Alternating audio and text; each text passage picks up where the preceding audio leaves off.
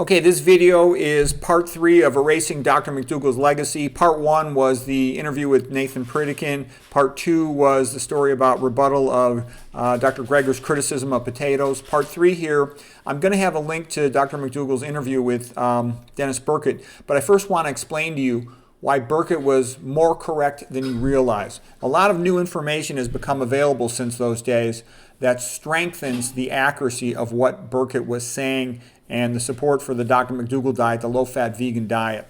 Okay. So Dennis Burkitt was from Ireland. He was an Irish general surgeon. That means he operates on the abdomen, on the bowel, the pancreas, and the liver. And he was a Christian missionary who did his Christian mission in Africa. And he was a brilliant man. He mapped out the pattern of acquiring the disease, a type of cancer called lymphoma that became named after him, Burkitt's lymphoma.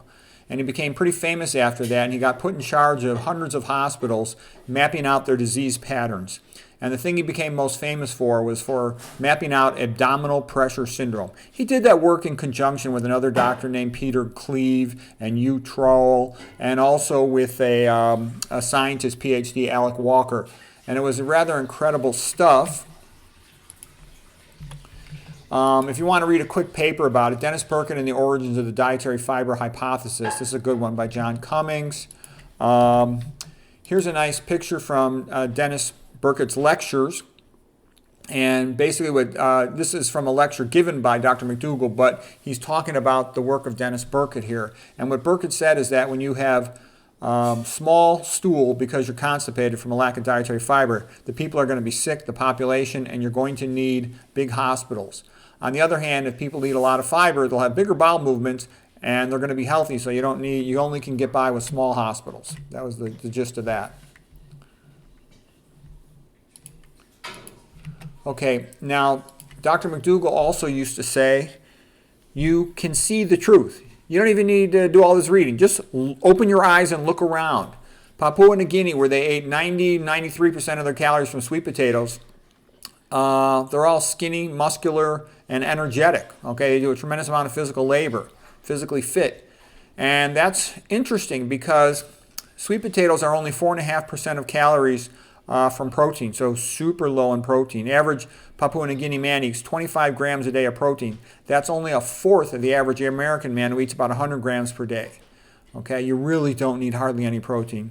In all the animal studies, you know, the less protein the animal eats, the longer they live. The lower the amount of protein in your diet, you protect your kidneys. You also lower your risk of cancer. You lower your risk of activating mTOR and accelerating your arrival at the Hayflick limit. Okay. Other thing about Papua New Guinea, despite the fact they smoke like chimneys, they had 6 times lower lung cancer than Americans. And that's thought to be because their diet's so low in fat. Sweet potatoes are only 1% of calories from fat. They're like a bunch of skinny muscle men. So that's what Mcdougall meant. You could see the truth. People who eat this way, these low-fat starch diets, they're really skinny. Look at all the Chinese. Before 1975, they're eating about 85% or more of their calories from white rice, which has only 1% of calories from fat. They're all skinny. You won't ever see a fat one. I lived in California for 4 years. Okay, back in the 1980s when I was in college, I never saw a fat Asian person. Not one. All my Asian friends are all skinny. Okay, here's one of the books about Dennis Burkitt. This one by Brian Kellogg. I've read the other one, and I'm going to show it to you in a minute. So I don't know this one, but I read the book by Dennis Burkitt as well. Anyways, Burkitt was in Uganda about 17 to 20 years. Population of about 10 million. He said he only had to take out 1 gallbladder for gallstones. In the USA, general surgeons are taking out a couple every week. Okay, in an area that big, they'd be taking out multiple every week. Okay, there was next to 0 colon cancer. He had a friend who was a surgeon in Africa for 38 years and he had only 1 appendicitis. Again, same guy in the USA would be taking out an appendix every week. Okay, no hemorrhoids, close to 0, Burkitt in his experience out there. So a totally different pattern of diseases than what he had seen when he was in Ireland, than what he had seen in Ireland and England. Now this was a very good biography of Dennis Burkitt. It's called How a Humble Surgeon Changed the World. Dennis Burkitt was a great man, and he was brilliant, and he was really nice and really humble. The more you read about Dennis Burkitt, the more you will like him. Okay, here's abdominal pressure syndrome. Basically, when you eat high fiber it pulls water into the stool, and that softens the stool. So when you defecate, it comes out like a cow patty. Because it's bulky from the water being added to the stool, it stretches the walls of the rectum, and therefore the rectal wall has a reflex contraction. And, when the rectal sphincter opens up, you just defecate out. It's effortless, okay? In comparison, that means you don't have to strain when you have a bowel movement. It just comes right out quite easily. On the other hand, if you're constipated, you don't need enough fiber, the stool is dry. So a high fiber person is pooping out something rather similar to a rather similar to a cow patty, versus somebody eating a low fiber diet is pooping out Tootsie Rolls or goat pellets, hard little stool balls. Those do not stretch the rectal wall very well, so the person has to strain their abdominal muscles a little bit, tighten up their abdominal pressure. That's called a Valsalva maneuver. And then that back pressure is transmitted to the abdomen, pops the stomach into the chest, hiatal hernia, associated with gastroesophageal reflux disease, GERD.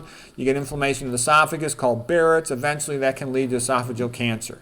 Okay, you got dry stool balls on the right side of the colon. They can plug up the appendix. Lith means stone. Appendical lith is a stool ball stone in the appendix, also called a fecal lith, like fecal stone.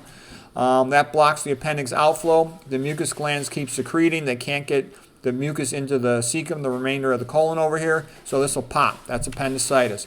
Back pressure on the sigmoid colon, outpouching of the muscular wall. That's diverticulosis. One of them pops. Diverticulitis.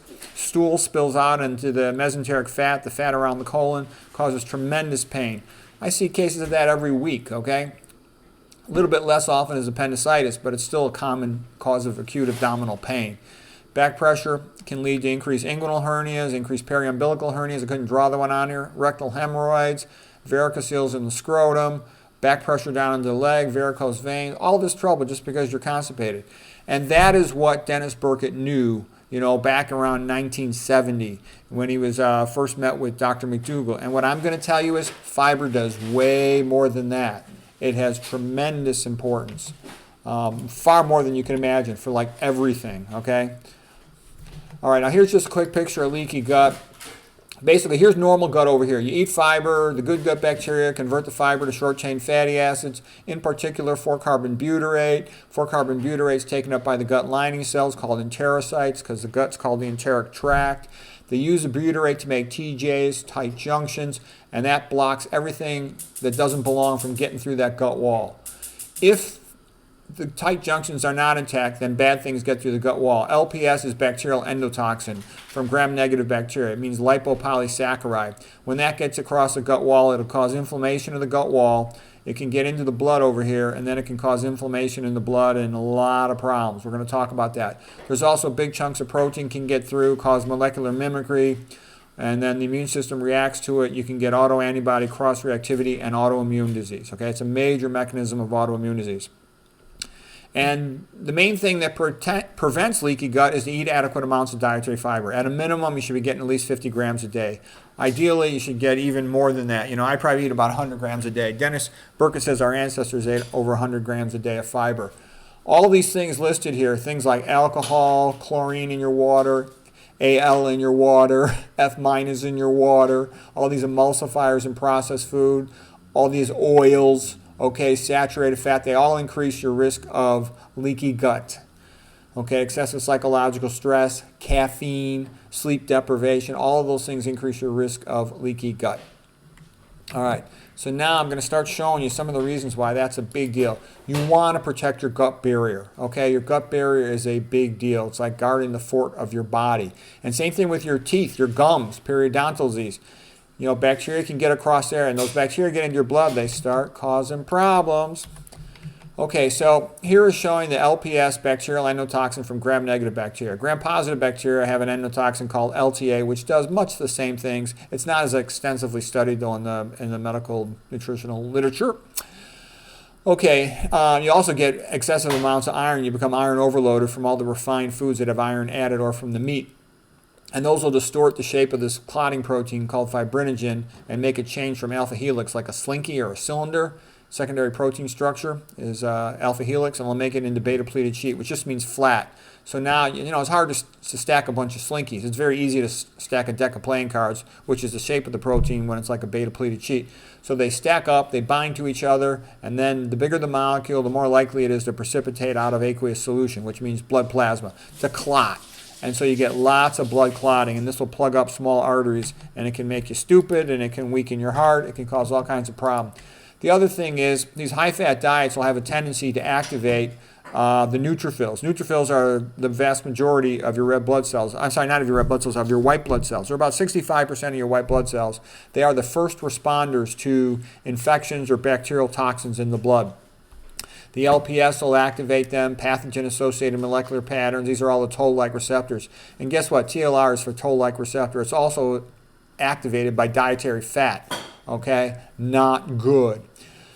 The neutrophils will first release their granules, things like MPO, myeloperoxidase, and that'll cause some trouble. We're going to learn about that in a moment. But even worse, the neutrophil will sometimes go ahead and release its nucleus. It'll release its DNA and try to throw it like onto a bacteria to immobilize it, but it gets confused by the LPS. Okay? And you start getting more activation of these neutrophils to undergo netosis, meaning spontaneous release of their DNA into the extracellular space, and it is a bad thing. The combination of DNA plus histones and other proteins is called chromatin. So this is called decondensation of the chromosome, meaning unwrapping it and then throwing it out like a fishing net. And they're trying to trap a bacteria with it, but all kinds of bad things happen. You can now start forming autoantibodies to it, like anti-double-stranded antibody in lupus, anti-citrulline protein like in rheumatoid arthritis, anti-cardiolipin antibody like in lupus. You can get anti-neutrophil cytoplasm antibody like in ANCA vasculitis. It predisposes to clotting. It can activate the platelets. All kinds of trouble starts happening. Okay, you don't want this, and it worsens your high blood pressure. It forms blood clots in other locations. These are the kind of things that could plug up small arteries in your brain, make you stupid, plug up small arteries in your heart, and damage your heart. Okay, just some quick papers here. I'm not going to go in much detail, but AL will cause leaky gut. It'll also kill gut lining cells. It also causes brain damage, and that's in your tap water. Okay, that's why you want a reverse osmosis filter. Okay, that's why you don't want leaky gut either. All right, there's more things going on here. Here's Roy Swank's book, and he had shown how especially saturated fat dramatically increased the risk of getting multiple sclerosis. He also wrote papers on how it decreases oxygen delivery to tissues and damages tissues.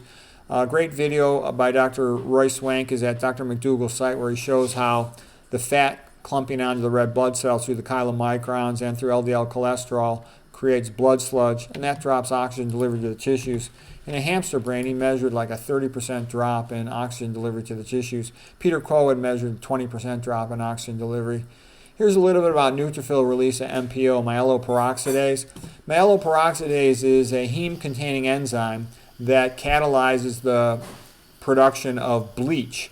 Just like, bleach, the product for bleaching clothes, it's used to kill bacteria, okay?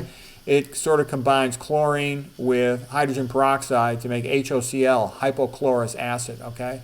And neutrophils are the main thing that releases it. Okay, that's going to be pretty important because MPO is very cationic, meaning it's very positively charged. Endothelial glycocalyx is very negatively charged. So when the positively charged MPO drops on the endothelial glycocalyx, endothelial cells are the lining cells of arteries, it collapses them down. So it damages the glycocalyx. Beneath the high, tall glycocalyx are, the glycocalyx is all negative charge. It has a zeta potential. Normal red blood cells have a zeta potential. Normal neutrophils have a zeta potential, which means a negative charge so they don't stick together. But MPO trashes the negative charges. And then you're going to be stuck having these adhesive molecules exposed above the now collapsed glycocalyx, and you don't want that. You're going to start getting neutrophils adhering to the endothelial cells, you're going to start getting red blood cells adhering to the endothelial cells, and you're going to start forming clots. You don't want that. That's all bad. So why am I going through all this? Because the point I'm trying to make here is, if you just eat your fiber and do what Burkitt and Mcdougall said, you avoid all these problems. Burkitt and Mcdougall, they did not have this information about. They just knew these patients who eat a lot of fiber, they are healthy. Okay, what I'm showing you here is the reason why they're healthy. Besides avoiding abdominal pressure syndrome, they avoid netosis, they avoid myeloperoxidase release, they avoid damage to the red blood cell outer plasma membrane and glycocalyx, because the red blood cells will get distorted in shape. An acanthocyte just means a few spikes in the contour of a red blood cell. Echinocyte means diffuse spikes in the contour of a red blood cell. These deformed red blood cells are less able to deliver oxygen to the tissue, so the tissues suffer from a relative hypoxia. You also have problems with these high-fat diets that it damages the plasma membrane in red blood cells. They start undergoing something called phosphatidylserine externalization. That means the phospholipid phosphatidylserine, which normally is primarily in the inner leaflet of the plasma membrane, will start more rapidly flipping into the outer leaflet.